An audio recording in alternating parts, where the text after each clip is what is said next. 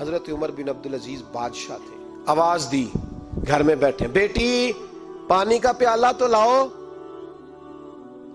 بیٹی خاموش ہو گئی، ساتھ والا کمرہ بیٹی کا، پھر آواز دی، بیٹے سن رہی ہو؟ کہ ابا جی سن رہی ہوں، پانی کا پیالہ دینا۔ بیٹی خاموش ہو گئی، تیسری آواز دی تو زوجہ پانی لے کے آ گئی، نے کہا حضور پانی۔ حضرت عمر بن عبدالعزیز کو غصہ آیا، کہنے لگے بچے کس لیے ہیں، وہ خود کیوں نہیں آئی؟ اب اتنی نافرمان ہو گئی ہے کہ ایک پیالہ پانی کا باپ کو نہیں دے سکتی، کیوں نہیں آئی؟ تو زوجہ کہنے لگی چلیں درگزر کریں۔ اس نے کہا ابا کو نہیں بتانا، پی لے۔ کیوں نہیں بتانا؟ بتاؤ کیوں نہیں آئی؟ میں نے اس کو پکارا تھا، تمہیں پکارتا تو تم آتی، تمہیں بتانا پڑے گا۔ جب بات ذرا آگے بڑھی تو ماں تھی نا، بات بیٹی کی تھی، تو اماں رو پڑی، آنکھوں میں آنسو آئے۔ کہا کیوں روئی ہو؟ کہنے لگی بیٹی کا پجامہ پھٹ گیا، دوسرا ہے نہیں، اور آپ لے کے بھی نہیں دیتے، کمرے میں بیٹھ کے تو پجامہ سی رہی ہے، تو کہہ رہی تھی ابا کو بتانا نا، انہیں تکلیف ہوگی، تو وہ اس کے پاس دوسرا ہوتا تو آ جاتی، ایک ہی تھا، تو اس لیے نہیں آئی۔ حضرت عمر بن عبدالعزیز اٹھے، سر سجدے میں رکھا، کہنے لگے یا اللہ تیرا شکر ہے، تو نے میرے بچوں کو بقدر ضرورت روزی عطا فرمائی ہے، یا اللہ تیرا شکر ہے۔ ایک روایت میں نے پڑھی، کلیجہ منہ کو آیا، مصطفیٰ کریم بیٹھے تھے، تو سیدہ عائشہ صدیقہ رضی اللہ تعالیٰ نے عرض کی یا رسول اللہ صلی اللہ علیہ وسلم، وہ دیکھیں سیدہ فاطمہ آ گئی ہیں، وہ دیکھیں بی بی صاحبہ بغیر بتائے آ گئیں۔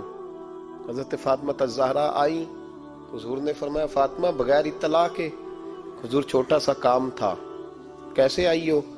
تو بی بی صاحبہ نے نا، عورتوں کا پلو ہوتا ہے نا چادر کا، پلو کھولا تو ایک روٹی بندھی ہوئی تھی، ایک روٹی چادر میں، یہاں لوگ زیور باندھتے ہیں، دولت باندھتے ہیں، ایک روٹی حضرت فاطمہ نے پلو میں باندھی، کھول کے پیش کی، کہ بیٹے یہ کیا ہے؟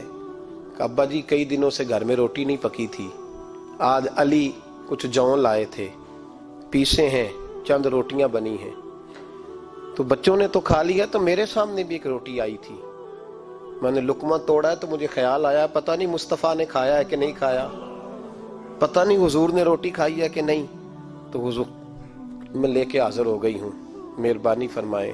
تو فرمایا بیٹے بیٹھ جا۔ حضرت فاطمہ بھی بیٹھ گئی، سیدہ عائشہ کہتی ہیں حضور بھی بیٹھ گئے۔ فرمایا فاطمہ کتنے دنوں سے نہیں کھایا؟ عرض کی حضور 3 دن سے۔ فرمایا بیٹے میں نے 5 دن سے نہیں کھایا، آ جا۔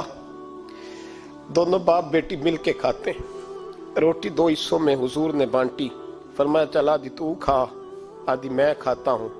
حضرت فاطمہ نے لقمہ توڑ کے منہ میں رکھا تو رو پڑی، حضور 5 دن سے نہیں کھائی۔ فرمایا بیٹے چپ کر، ہمارا دنیا سے کیا تعلق، ایک پل رہ گیا ہے، بس اللہ پھر جنت کی ساری نعمتیں عطا فرما، رونے والی بات ہی نہیں ہے اس میں، بس ہمارا کیا تعلق، ایک پل ہے، پھر مالک بڑا کچھ عطا کرے گا۔ او بھائی، جو کائنات کے مالک و مختار تھے، جو ابرو کا اشارہ کرے تو حضرت جبریل جنت کی نعمتیں لے کے آ جائیں، انہوں نے تو دنیا کی جانب توجہ ہی نہیں کی، ان کا تو خیال ہی نہیں آیا، دنیا ہی دنیا، دولت ہی دولت، ہر آدمی دولت کے ترازو میں تلنے لگا ہے۔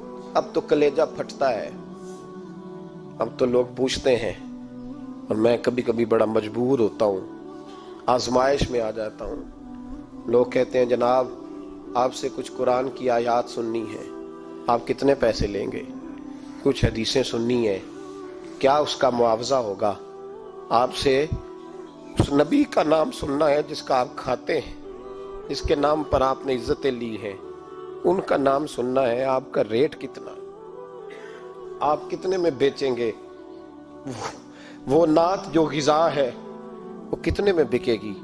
جب دنیا داری کا یہ حشر ہو جائے کہ وہ رسول اگر ان کا نام نہ رہے تو ہماری سانسیں ہی نہ چلیں، ان کا نام بھی جب اس طرح کمرشل کر کے لیا جائے اور اس طرح وہ چیزیں بھی ریٹ میں آ جائیں۔